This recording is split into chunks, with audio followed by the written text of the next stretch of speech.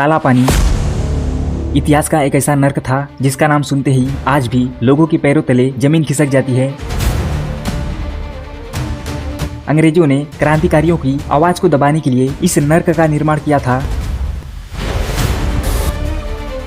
उस जमाने में लोग ऐसा कहते थे कि काले पानी की सजा से बढ़िया तो मौत होती है।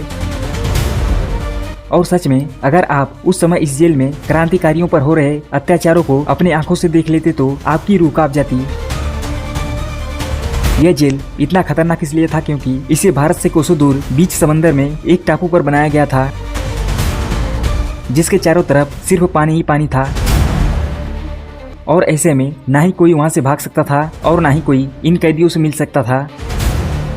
और ये अंग्रेज यहाँ पर इन कैदियों के साथ क्या क्या करते थे ये आप सोच भी नहीं सकते। तो चलिए आज की इस वीडियो में इस काले पानी के इतिहास को जानते हैं बिल्कुल शुरू से। सबसे पहले इसे अच्छे से समझने के लिए इसे कुछ भाग में डिवाइड करते हैं। काला पानी क्या है और उसका नाम काला पानी ही क्यों पड़ा, इसे कब और क्यों बनाया गया था, यहाँ पर आने वाले क्रांतिकारियों के साथ क्या होता था। तो सबसे पहले काला पानी क्या है और उसका नाम काला पानी ही क्यों पड़ा। तो देखो, काले पानी की कोई सजा नहीं होती थी बल्कि जेल का नाम ही काला पानी था, जिसे सेलुलर जेल के नाम से भी जाना जाता है। अब इसका नाम काला पानी ही क्यों पड़ा, तो देखो अंग्रेजों द्वारा बनाया गया यह जेल किसी भयानक सपने से कम नहीं था, क्योंकि यह भारत की मुख्य भूमि से काफी दूर अंडमान निकोबार के एक सुनसान टापू पर बनाया गया था, जो चारों तरफ से समंदर से घिरा हुआ था। और यहाँ पर सजा के तौर पर अंग्रेजों ने इन कैदियों को अलग अलग एक छोटे से कमरे में रखते थे, जिसमें प्रकाश भी नहीं आता था, और यही एकांतवास और अंधेरा इन कैदियों के लिए जहन्नुम बन जाता था। अब इस अंधेरे और चारों तरफ से पानी से घिरे होने की वजह से लोगों ने इसे काला पानी नाम दिया।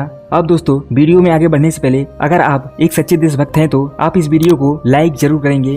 नंबर 2, इसे कब और क्यों बनाया गया था। तो अंग्रेजों ने इसे सन 1896 ईस्वी में बनाना शुरू किया था और ठीक 10 साल बाद यानी कि 1906 में इसे बनाकर पूरी तरह से तैयार कर दिया गया था। इसे बनाने में कुल 5,17,000 रुपए खर्च किए गए थे। यह जेल कुल 6 एकड़ में फैला हुआ था और इसमें कुल 696 जेल के छोटे छोटे कमरे थे। और इसकी सबसे खास बात इसकी अनोखी बनावट थी, जो एक पंखे के समान थी। इसे क्यों बनाया गया था, जबकि पीछे देखा जाए तो भारत में बहुत सारी जेलें थी, फिर भी इसे क्यों बनाया गया था। तो देखो, अंग्रेजों ने इसे इसलिए बनाया था ताकि वह भारतीय क्रांतिकारियों और नेताओं को कैद करके रख सके, क्योंकि 1900 के शुरुआती दिनों में भारत को आजाद कराने की मांगे काफी तेजी से उठने लगी थी और लोग हर जगह आंदोलन करने लगे थे, जिसे देखकर आम लोगों में भी हिम्मत आ रही थी और वह भी इस अभियान में अपना साथ दे रहे थे। और अंग्रेज इससे परेशान हो गए थे और इसी वजह से इन्होंने इस जेल का निर्माण करवाया था, ताकि वह इन क्रांतिकारी नेताओं को भारत से काफी दूर इस जगह पर भेज सके, जिससे आंदोलन बिना लीडर के स्लो हो जाता था और धीरे धीरे खत्म भी। और यह अंग्रेज इन पकड़े हुए क्रांतिकारियों के साथ जानवरों से भी बुरा बर्ताव करती थी और बहुत ही जल्द यह जेल अपने क्रूर व्यवहार की वजह से लोगों के बीच पहचानी जाने लगी। अब लोगों में ये डर बैठने लगा कि अगर कहीं वह आंदोलन पर गए और यह अंग्रेज हमें इस काले पानी की जेल में भेज दे तो हमारा क्या होगा।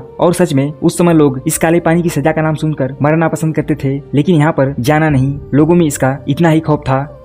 नंबर 3, यहाँ पर आने वाले क्रांतिकारियों के साथ क्या होता था। जी हाँ, यह सवाल काफी दर्दनाक है, क्योंकि इतिहास में ऐसे बहुत ही कम पन्ने हैं जो इस दर्द को बयां करते हैं। सबसे पहले पकड़े गए इन क्रांतिकारियों को इस जेल में लाने के लिए कोलकाता तक ले आया जाता था और फिर उन्हें कोलकाता से अंडमान निकोबार के इस जेल में भेजा जाता था। यह जर्नी कुल 3 से 4 दिनों की होती थी। यह जहाज की गति पर निर्भर करता था और सच में यही 3 से 4 दिन इन लोगों को अंदर से तोड़ कर रख देती थी। अब वहाँ पर पहुँचने के बाद इन कैदियों को इस जेल में लाया जाता था और उन्हें एक दूसरे से अलग अलग एक छोटे से कमरे में रखा जाता था, जहाँ पर प्रकाश भी नहीं आता था। अब यह अंधेरा और एकांतवास इन कैदियों के लिए किसी बुरे सपने से कम नहीं था। पहले तो यह लोग कुछ दिनों तक सब कुछ जैसे तैसे करके झेल लेते हैं, लेकिन जैसे जैसे समय बीतता है ये अंधेरा और एकांतवास इन लोगों को मेंटली तौर पर कमजोर कर देता है। इसके बाद कुछ और भी खतरनाक सजाएं थी जो इन्हें दी जाती थी, जिसमें कुछ इस प्रकार हैं। सबसे पहले इन कैदियों को यहाँ पर लाया जाता था। उन्हें कई तरह के काम दिए जाते थे, जिसमें सरसों और नारियल से तेल निकालना, रस्सी बनाना और पत्थरों को तोड़ना जैसे कई काम दिए जाते थे।